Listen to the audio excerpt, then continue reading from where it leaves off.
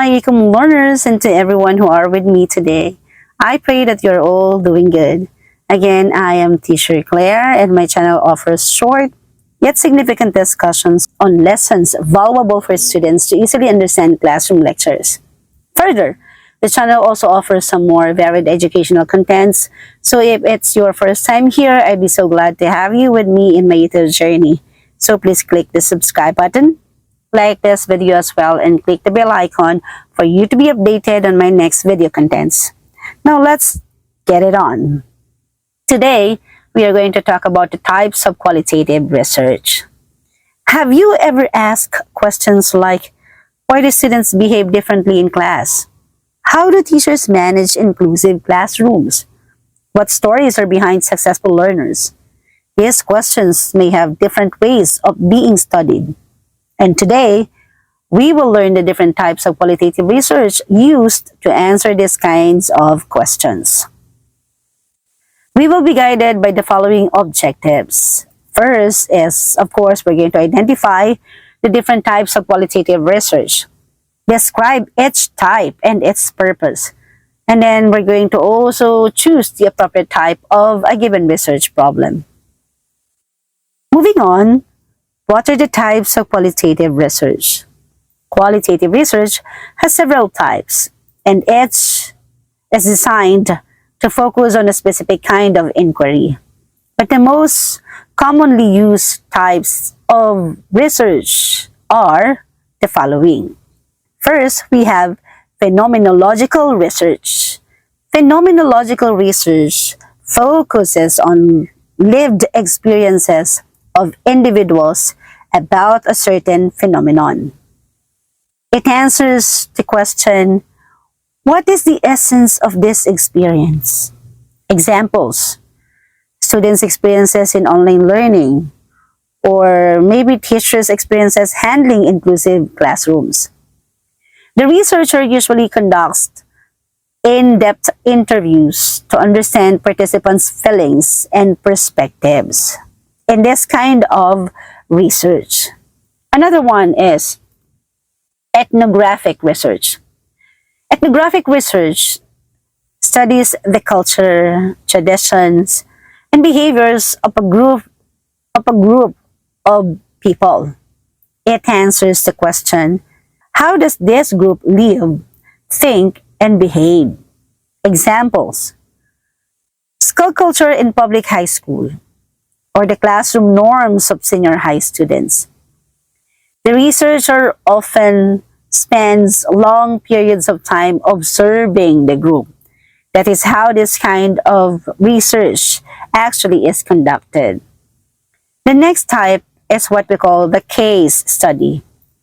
A case study is an in-depth investigation of a single case, such as a person, a group, school, or event. It answers the question, what is happening in this particular case? Examples, a case study of a high-performing school, or a case study of a learner with exceptional talent. This type uses multiple sources of data like interviews, documents, and observations. The next type of research would be the grounded theory. Grounded theory aims to develop a theory based on data collected from participants. It answers the question, what theory can explain this process or behavior? Examples, developing a theory on student motivation. Another example is creating a model of teacher leadership.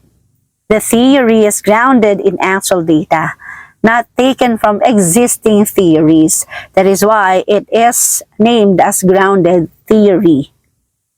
Next, we have the narrative research. Narrative research focuses on stories of individuals and how they make meanings of their lives. It answers the question, what story does this person tell? Examples, life story of a successful student. Another, career journey of a teacher. And data are gathered through storytelling, interviews, and personal documents. So those are the types of qualitative research. Now let's try to summarize these types of qualitative research. Phenomenology focuses on lived experiences of the participants. Example would be the students' stress during exams. The next one is ethnography. It focuses on culture of a group. Example would be the school traditions. Next is case study. It focuses on one case in depth. Example would be one school or a learner. Then we have the grounded theory, which focuses on theory development. We're not actually going to use existing theories, but we're going to come up with a new one. Example is the student motivation theory.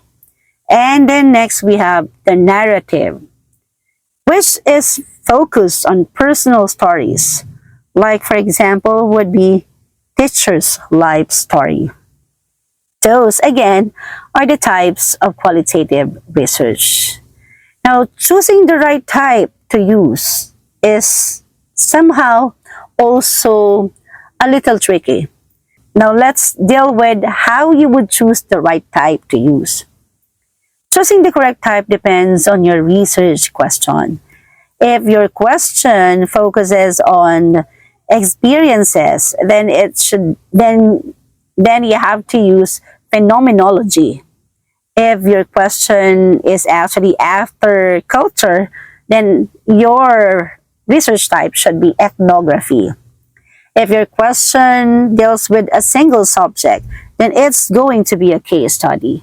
If your question actually aims to develop a theory, then you have to use the grounded theory. If your question or research question is somehow moving towards personal stories, then that means your research type should be narrative research. So those, again, are the 5 major types of qualitative research. However, remember this, not all qualitative studies are the same. Each type helps us understand people and society in a different but meaningful way. And that's it for today. I hope you enjoyed the lesson and you learned something from the discussion. I'll be with you again next time. Remember that happiness is a choice, so always choose to wear a happy heart.